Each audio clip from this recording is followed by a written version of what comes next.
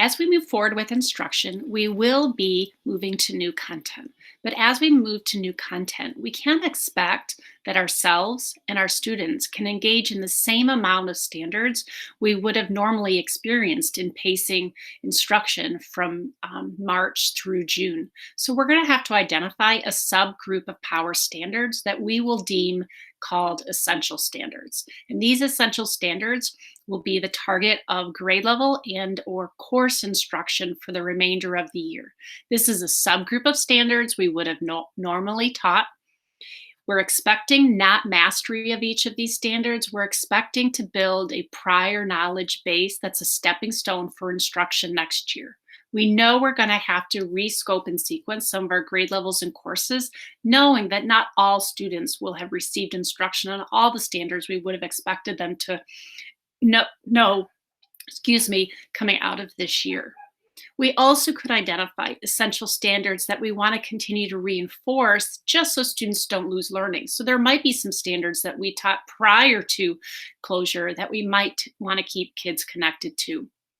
So coaches, as well as curriculum coordinators and teachers at each grade level, did go through the literacy and math standards for K-5 to identify some essential standards to target during this time. And you will find more out about that when you listen to the K-5 instructional plan video later in this course.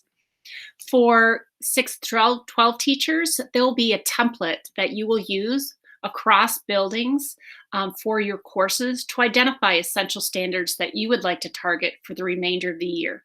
More information will be provided on that in the K-12 video that you will see later in this series.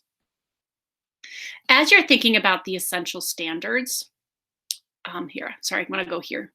As you think about the essential standards, you'll be designing lessons connected to those. Any lessons that you target in a given week around the essential standards are your core tasks. These are tasks that are important for students to engage in and fit within instructional time expectations we're setting for each grade level or course. So as you write your lessons as PLCs, you'll be identifying core tasks that are the primary tasks that speak to the essential standards. Each course and grade level can also be thinking about what extension tasks they might provide that go beyond the instructional time expectations for each grade level. These extension tasks might be reinforcement in nature, enrichment in nature, or intervention in nature. And here's a couple bullets helping you think about what kind of areas these extension tasks might focus. By having core and extension tasks, we are supporting our need to differentiate and provide for a range of student learners, as well as provide some flexibility in students and parents thinking about how much time they have available and how much adult support might be needed to participate in these activities. It will be important as you identify core tasks and extension tasks that you layer in synchronous real-time activities with asynchronous non-real-time activities that are online and offline.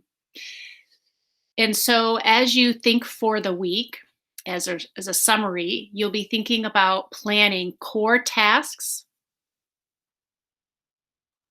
as well as extension tasks for each of your grade levels and courses. And we want you to be thinking about identifying real-time activities as well as non-real-time or asynchronous activities. We'll talk more about that later.